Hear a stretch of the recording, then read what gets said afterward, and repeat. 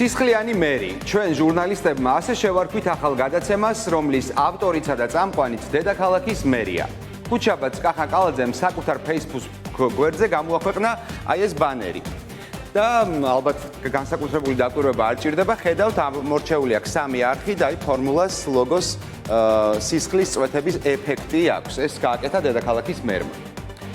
ქართული ოცნების PR სტრატეგია წლებია ძალადობას, შუღლს და ზიზღს თესავს და ემსახურება. ამჯერადაც მერი ჩვეულ ფორმაშია და რადგან მის გადაცემას სახელი არ აქვს, ერქვას არყის, პომიდურის წვენის, მარილისა და შავი წიწაკის კოქტეილის.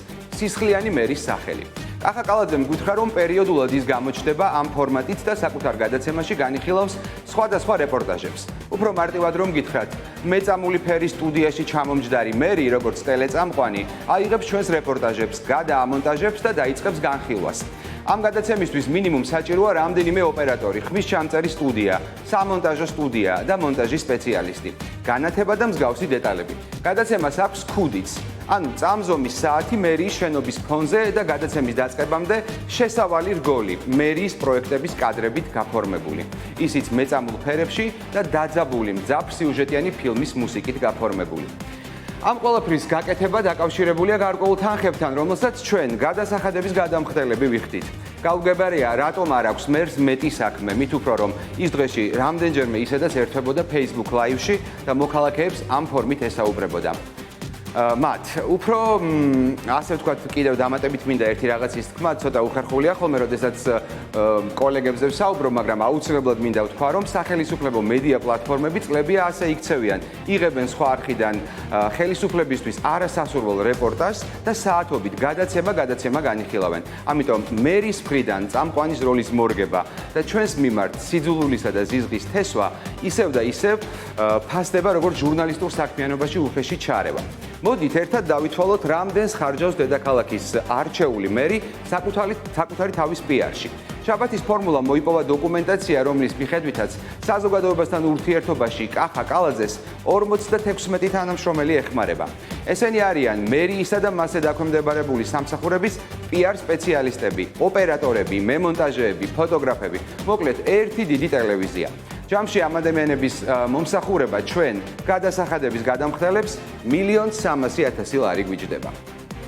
ყოფებით ვარკეთილის რაიონი, უარი ხალხის რაოდენობა არ დაუჯეროთ. სამებით დანიდან ეხლა ამ დროს ყოფებით ჭავჭავაძის გამზირზე, რომ ჰოლიდეიდან დავიძერი და მე თვითონ ავიღებ კამერას და შეგვიძლია გავთავსდეთ ავტომობილში.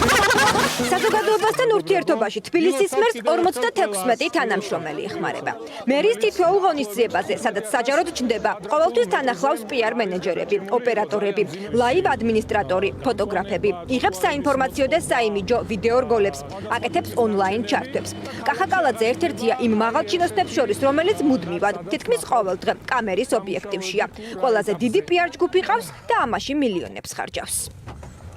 ოფიციალური ამონაწერის მიხედვით, რომელიც ფორმულამ მოიპოვა, მერის და მერიის სამსახურების, მათ შორის გამგეობების PR-ზე საზოგადოებასთან კომუნიკაციის სააგენტოს 46 ადამიანი მუშაობს. მათი ყოველთვიური სახელფასო ანაზღაურება მოქალაქეებს 113,000 ლარი უჯდებათ, რაც წელიწადში 1,300,000-ია. თვიური ხელფასი 600 ლარიდან იწყება და 5,000-მდე ადის. მერის საზოგადოებასთან ურთიერთობის დეპარტამენტში მომუშავეებს შორის პროსახელისუფლებო მედიის თანამშრომლების გვარებიც ამოვიკითხეთ. მათი ხელფასები რამდენიმე 1000-საც აღწევს. ფაქტობრივად შეგვიძლია ვთქვათ, რომ 55 კაციანი ამალა მხოლოდ კალაძეს და მის ახირებებს ემსახურება მედიაში. თბილისის მერის ყოფილი მოადგილე ამბობს, რომ მერის და მერიის PR-ზე მხოლოდ ეს ერთი დეპარტამენტი არ მუშაობს. არსებობს მუნიციპალური სერვისების განვითარების სააგენტოც, სადაც ირაკლი აბესაძის ინფორმაციით თანამშრომლების ნაწილი ასევე საზოგადოებასთან კომუნიკაციით და PR საქმიანობით არის დაკავებული. როგორც მერიაში განგვიმარტეს, ამ სააგენტოში მუშაობენ პროგრამისტები, IT სპეციალისტები და ყველა ის თანამშრომელი, რომელიც მუნიციპალურ სერვისებს მართავს. ამ სააგენტოს სიაშიც გვხვდება პროსახელისუფლებო მედიის თანამშრომელთა და სხვა საჯარო სამსახურებში დასაქმებულთა გვარები. რაც შეეხება მეორე სააგენტოს, მისი პირდაპირ დანიშნულება არ არის პიარი, თუმცა აქ არიან კომპიუტერული სისტემის სპეციალისტები, პროგრამისტები გაფორმებული საკმაოდ მაღალი ხელფასებით 7,000 ლარი, 6,000 ლარი, 5,000 ლარი და სწორედ ესენი არიან მათ შორის ის ადამიანები, რომლებიც ემსახურებიან კალაძის Facebook-ს თუ მერიის Facebook-ს თუ შესაძლებელია მათ შორის დირიჟორობდნენ იმ სახელმწიფო ჩინოვნიკებს და მერიის თანამშრომლებს, რომლებიც შემდგომ სხვადასხვა ტიპის კომენტარებით, მოწონებებით არიან დაკავებული Facebook-ზე. ყველა კითხვას გაეცემა შესაბამისი პასუხი და ყველას ცხვირპირში მოხვდება სიმართლის მუშტი. მას შემდეგ რაც თბილისის მერმა პიარ სტრატეგიას გადახედა და ეგრეთ წოდებულ ფეიქ ნიუსებთან ბრძოლაში პირადად ჩაერთო, მის მიერ რეკლამასა და პიარში გადახდილი ფული დათვალა რადიო თავისუფლებამაც. მხოლოდ 2020 წლის პირველ 5 თვეში სხვადასხვა ტელე თუ ონლაინ მედია საშუალებებში 9 მილიონი ლარის რეკლამა იყიდა. სასურველის შინაარსის ინფორმაციის გასავრცელებლად 170,000 ლარს იხდის მერია Facebook-ში, მისი გვერდების შინაარსის რეკლამირებისთვის. Facebook-ში ჯამში გამგეობის და მერიის სამსახურებისთვის შექმნილი 32 ოფიციალური გვერდი ფუნქციონირებს.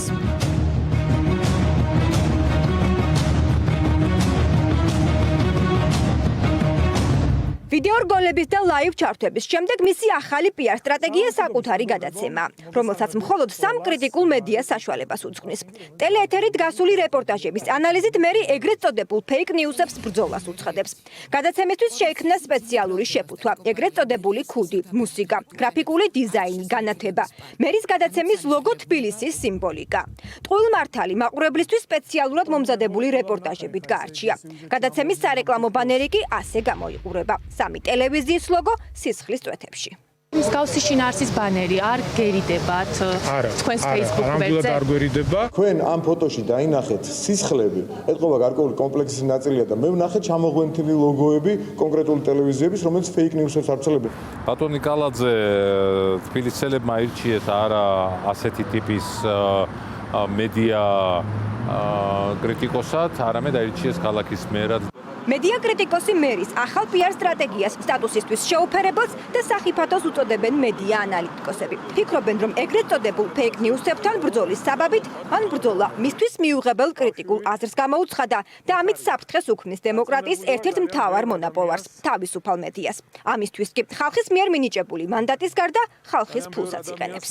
თუ მასაა განცდა, რომ მედია იტყუება, მედია შეცდომაში შეყავს საზოგადოება, ეს საზოგადოება თვითონ გასცემს ამ მედიას პასუხს. თუ მას მართლა ეს ანგარიშვალდებულება აქვს თბილისელების წინაშე, ვინც იგი აირჩია თბილისის მერად, რომ დღეს მედია კრიტიკით დაკავდეს, კი ბატონო, თუ თბილისის მოქალაქეები ამაზე დათანხმდებიან, რომ მათ ყავდეთ მერი მედია კრიტიკოსი, კი ბატონო, არ არის პრობლემა. უბრალოდ ეს უკვე არის სხვა ტიპის კრიზისი, ეს არის საბიუჯეტო სახსრების არამიზნობრივი ხარჯვა, ეს არის არა ფუნქციური დატვირთვა მერის საქმიანობის და ამაზე რა თქმა უნდა მან გარკვეულწილად უნდა აღგოს პასუხი. მედია ექსპერტების ნაწილი თბილისის მერს პირდაპირ აფრთხილებს, რომ მედიის მიმართ აგრესიის წაკეზებას დაძაბულ წინა საარჩევნო ვითარებაში შესაძლოა განსაკუთრებით მძიმე შედეგები მოჰყვეს. ბიუჯეტის ფული არ უნდა იხარჯებოდეს ქვეყანაში დემოკრატიის ერთ-ერთი საფუძვლის მედიის თავისუფლების შესაზღუდად და ეს არის პირდაპირ მიმართული პროექტი, რომელიც პირდაპირ არის მიმართული მედიის კრიტიკული თავისუფალი მედიის შეზღუდვაზე. ეს აქეზებს მომხრეებს, იმ მომხრეებს, რომლებიც არ უღრმავდებიან ზოგადად მიმდინარე მოვლენებს და თქვათ არ ფიქრობენ და პირდაპირ იღებენ სხვის ნათქვამს. კალაძე ამბობს, რომ მე ვიქნები სპარტაკი, რომელიც დავამარცხებ ახლა ვის დაამარცხებს? ქართული საზოგადოების იმ ნაწილს, რომელიც კრიტიკულად არის განწყობილი ხელისუფლების მიმართ. და ესეთი ცოტაა თუ ბევრი ამას არჩევნები გამოარკვევს, მაგრამ მნიშვნელოვანი ნაწილია.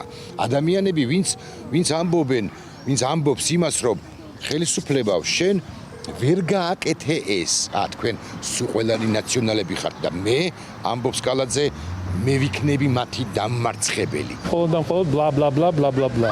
თბილისის მერია ანონსებს, რომ სიმართლის მუშტი მოხვდება ყველას, ვისაც ჩათვლის, რომ იმსახურებს. გეგმავს ჟურნალისტები ამხილოს ტყუილსა და ინფორმაციის დამალვაში, თუმცა ამ ინფორმაციას მედიას ხშირად სწორედ თავად უმალავს. უკვე რამდენიმე თვეა მერია არღვევს კანონს და ტელეკომპანია ფორმულას საჯარო ინფორმაციას არ აძლევს. ოფიციალური მოთხოვნის მიუხედავად ფორმულას ჟურნალისტებმა დღემდე ვერ მიიღეს პასუხი კითხვაზე, სად არის და როგორია ცენტრალური გამზირის სარეაბილიტაციო პროექტი. ყველა ვადის დარღვევისა და ინფორმაციის ჩაკეტვის შემდეგ პასუხი არც ადმინისტრაციულ სარჩელზე მიგვიღია. 2 დღის წინ თბილისის მერიაში ფორმულა ნიუსის კიდევ ერთი განაცხადი შევიდა. რა დაუჩნდა მერს ახალი ონლაინ გადაცემა. ინფორმაციის გაცემას კანონი 10 სამუშაო დღეში ავალდებულებს.